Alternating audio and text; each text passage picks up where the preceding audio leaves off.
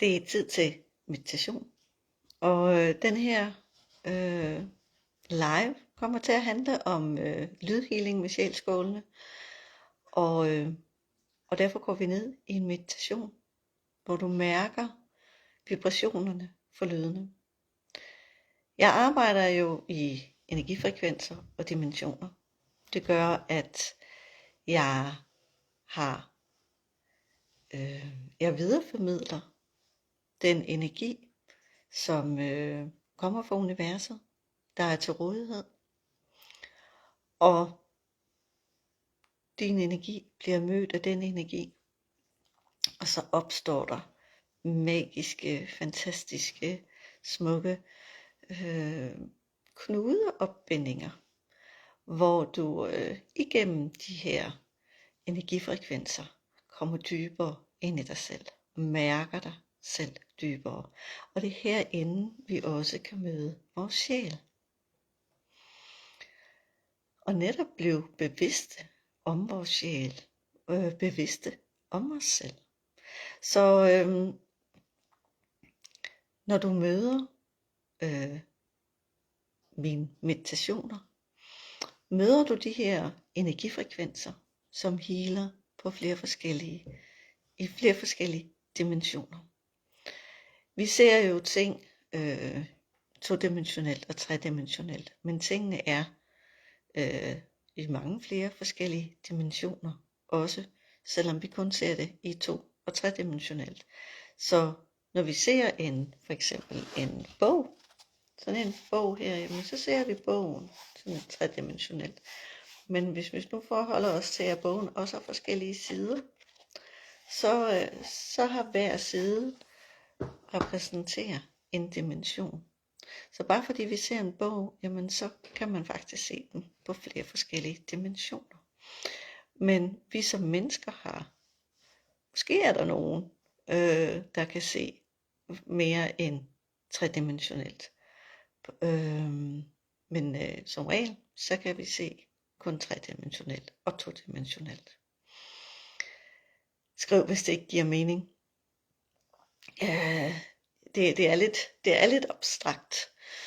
Men tingene har forskellige lag, har forskellige frekvenser, har forskellige dimensioner.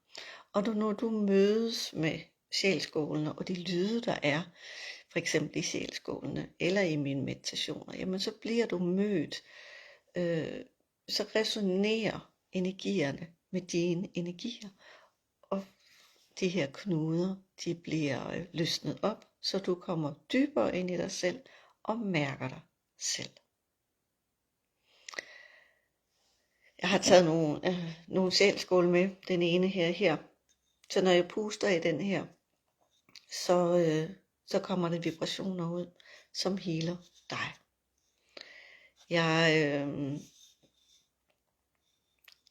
Og det som der også er så fantastisk med lydhealing, det er, at den går ind i kroppen og kan forløse spændinger i kroppen.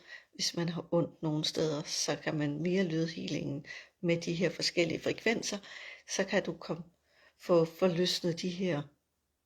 Jeg får hele tiden ordet knuder op. Jeg skal have lidt at drikke. Jeg vil også anbefale dig at få noget at drikke undervejs, så healingen virkelig kan strømme igennem dig, og du kan få mest muligt ud af det.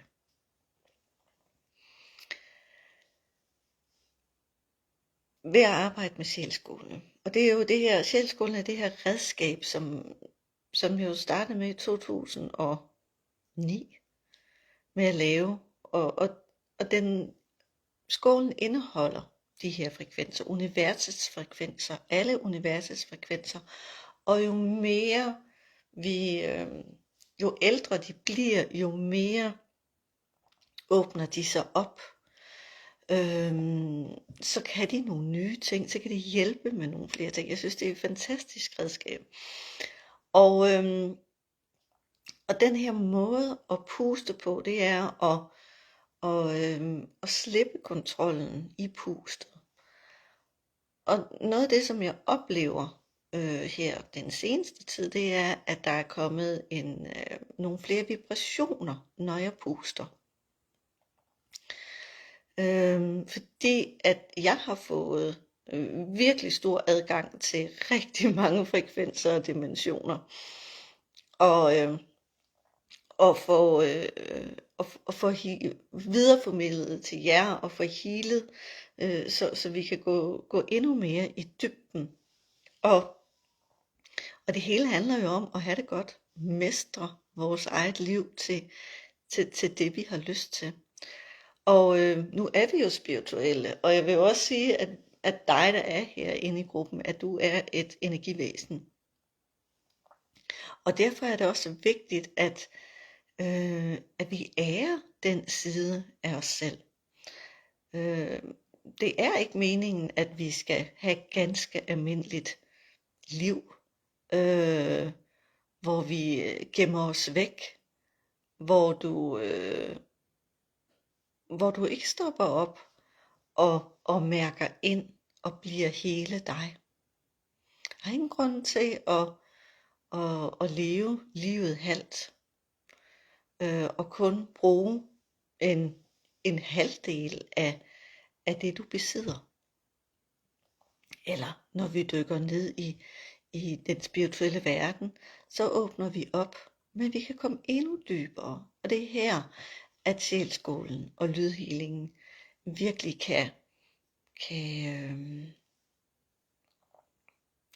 give noget kraft og saft. Jeg healer hver dag ud i verdenen og sender healing ud. Og det er simpelthen sådan et fantastisk dejligt arbejde at være med til at skabe en kærlighedsfrekvens. Altså jeg sætter simpelthen kærlighedsfrekvenser ud. Og det er simpelthen sådan en givende ting at gøre. Og du har også nogle iboende kræfter, som ligger gemt. Måske er du bevidst om nogle af dem, men der ligger også dybe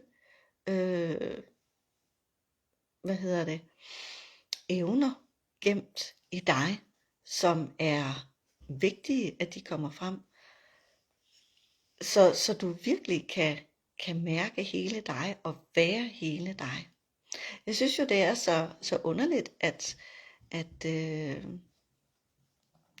vi faktisk ikke er opdraget sådan samfundsmæssigt og i det hele taget, at vi skal have det godt.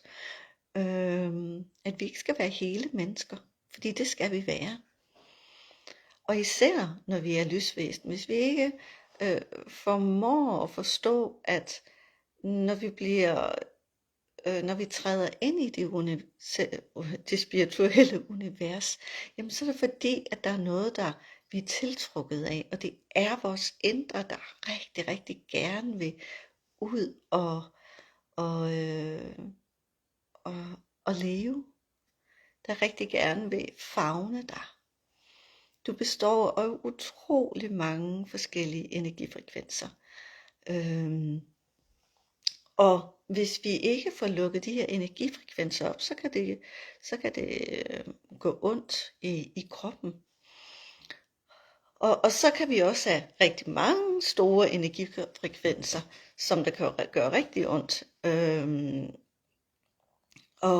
Og så er det egentlig kroppen og universet og din sjæl og energierne prøver på at fortælle, der er noget, der skal åbnes op. Der er mulighed for, at du kan åbne noget op. Vi kan også have tider i vores liv, hvor der ikke er noget, der gør noget ondt, hvor det bare flyder og er let. Og det er jo helt fantastisk. Jeg ved ikke, hvorfor det skulle handle om smerter. Det havde jeg ikke sådan lige regnet med. Men det var så en dimension, der skulle med her i videoen. Så noget af den lydhealing, som der vil frem i dag, den vil virkelig gå ind i din krop og forløse energiblokeringer i dig. Og noget af det, som der er vigtigt for at du ligesom har, altså, jeg er jo sådan en, som der virkelig, jeg gider ikke gøre tingene halvt. Vi kan lige så godt skære nogle hjørner af. Vi kan lige så godt få det optimale. Og derfor så søger jeg jo hele tiden at finde en måde at gøre tingene endnu bedre på. Og også fordi, at der åbner sig ting op. For eksempel har jeg i en del år studeret, virkelig nørdet i, jamen, hvordan er det, vi kan, eller hvad er det, der sker mekanisk inde i os, også energimæssigt, når vi går i transformationer i proces. Hvorfor er det, vi skal lægges ned? Hvorfor er det, at det skal være så hårdt? Og det behøver det heller ikke at være. Det er, jeg tror jeg var inde på det også sidst, eller i hvert fald en anden live, at vi kan, hvis vi forestiller os, at vi kan være i et loop, og vi gør ting, og så kører vi i det her, og den kan også køre i en spiral og i en loop. Og hvis vi er inde i den energifrekvens og healer og arbejder i det konsekvent, og ikke får hoppet os ud af den, jamen så er det kan gå ondt. Og det her med, at vi skal hoppe ud til et kvantespring, det gør, at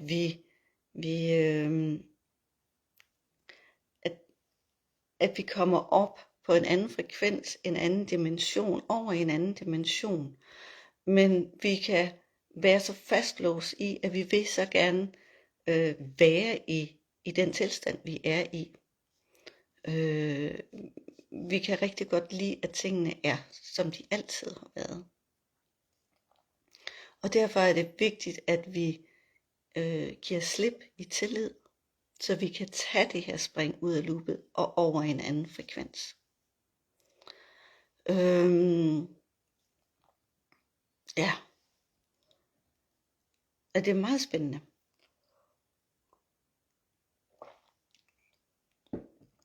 Og det er egentlig en mekanisme, vi gør helt automatisk, det her med, at vi forbliver i loopet og vil fastholde os i noget.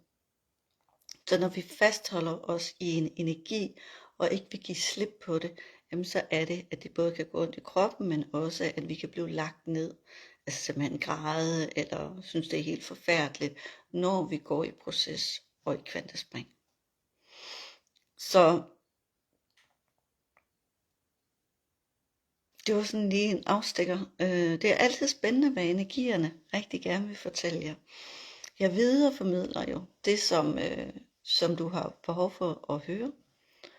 Og det kan være, at du har hørt alle de her ting mange gange før, men så skal du bare vide, at nu kommer det på en anden frekvens. Og hvis du har hørt det mange gange før, så ved det altså der noget. Så er der altså tid til, at du skal tage det alvorligt og gøre noget ved det. Så ja, noget af det, som for mig, jeg synes, det er sådan en fantastisk måde at komme i kontakt med os selv på, det er igennem jordstjernechakret.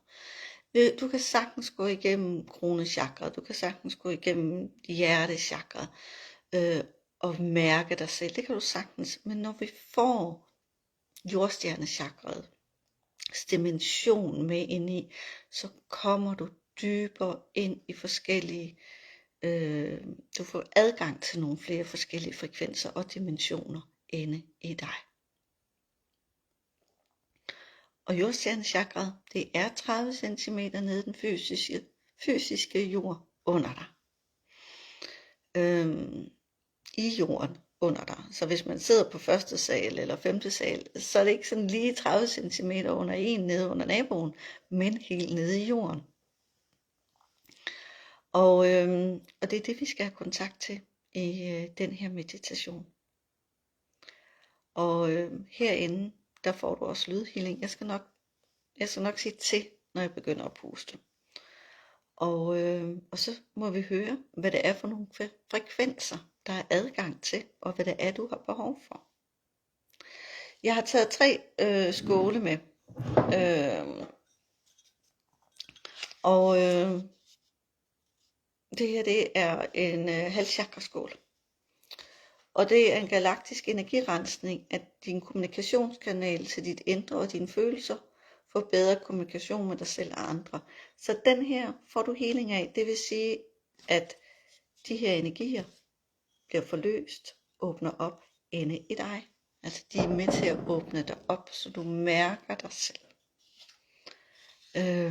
Og det hele handler jo om, at du skal have det godt. Og energierne vil virkelig gerne fortælle, at du kan kun få det godt, hvis du accepterer hele dig, og det vil sige også dit lysvæsens side af dig, energivæsen. Nogle gange siger det lysvæsen, og andre gange energivæsen, men det er fordi det er energi. Lys er også energi. Det her, det er halschakra og det 3. øje. Luk op for din indre stemme og lyt, heal og slør væk. Så det er det der med, at du skal have ting åbnet, og ting skal komme væk, så du kan mærke dig. Så er der en her, det er jordstjernechakra. Dyb grounding i dig selv, healer mørket væk i dig. Så det er nogle spændende ting, vi skal ind og arbejde med. Og skal vi ikke bare gå i gang? Og som sagt, de her lydfrekvenser, sjæleskolene giver, og i det hele taget den meditation, som jeg sender dig ud i, jamen resonerer og åbner dine energier, dine energifrekvenser, så du åbnes yderligere op. Der er en udveksling og en åbning.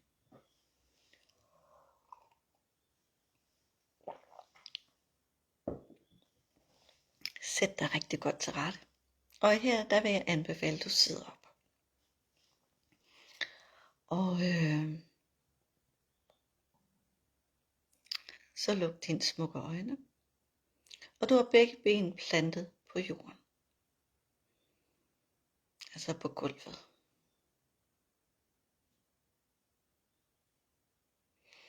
Tager du en dyb vejrtrækning. Sænker skuldrene.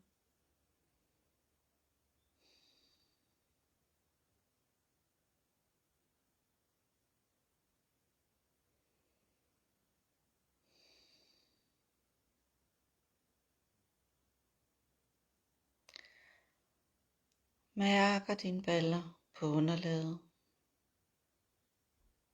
Mærker din ryg er ret. Og mærker din fodsåle.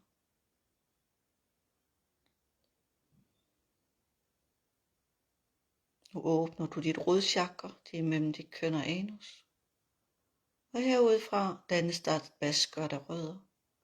Og rødderne fører du ned i moder jord. I det de rammer jorden, forgrener de sig i millioner af forgreninger.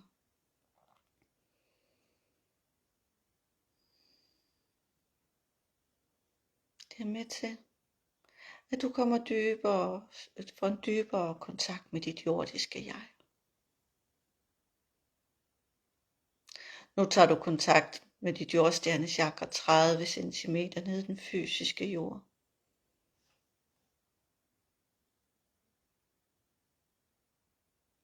Og hernede, 30 cm ned i den fysiske jord, er dit jordstjernechakra.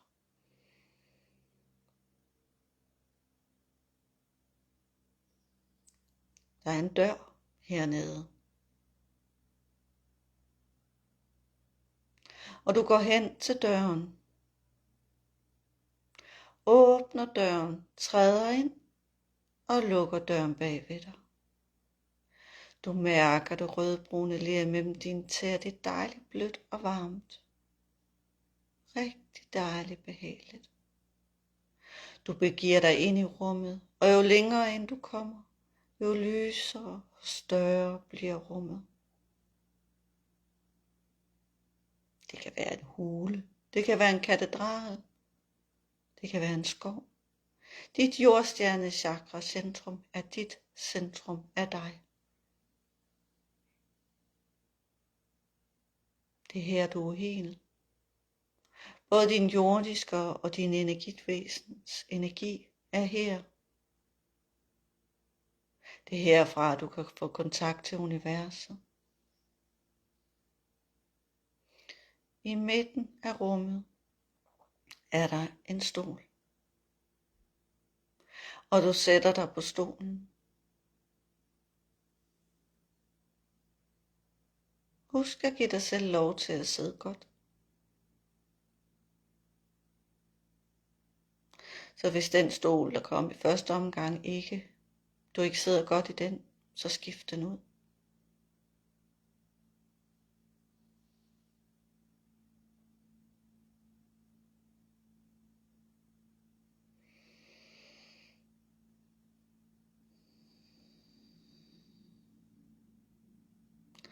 Og så stil dig selv det spørgsmål. Hvem er jeg?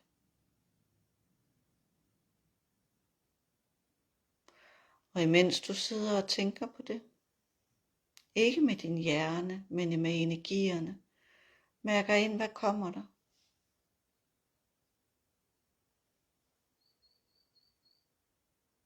Så puster jeg i skålene. Og du får forløst de blokeringer, der forhindrer dig i at netop mærke dig selv. Det er du parat til at give slip. Det er du parat til at høre. Og jeg puster nu.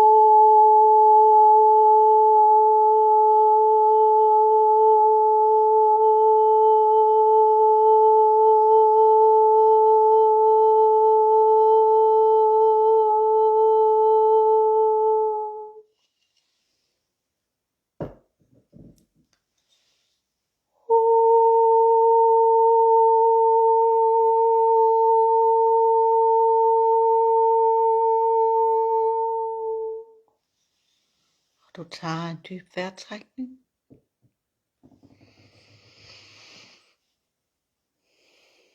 Mærker dig selv. Mærker både din fysiske krop og mærker dig selv nede på stolen i dit jordstjerne chakracentrum.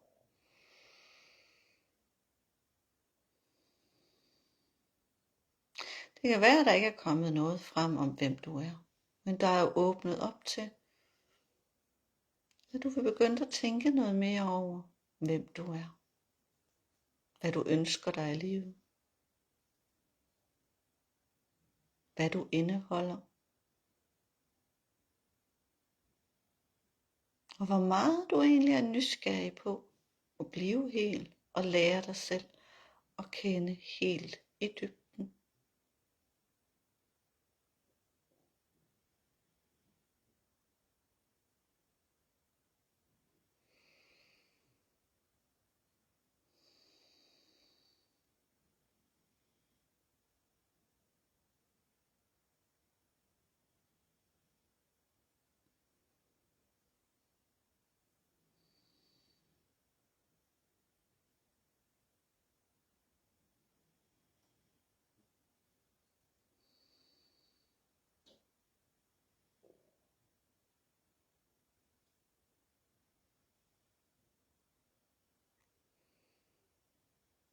Du rejser dig igen fra stolen.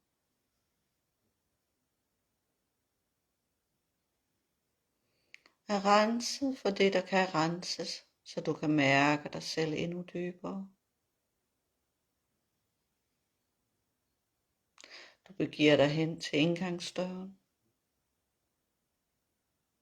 Du når døren, åbner døren og træder ud. Lukker døren bag ved dig. Nu vipper du lidt med dine fysiske tæer med dine fingre og skuldre op og ned, og i dit eget tempo kommer du tilbage. Åbner øjnene, strækker armene op over hovedet, drikker gerne noget vand.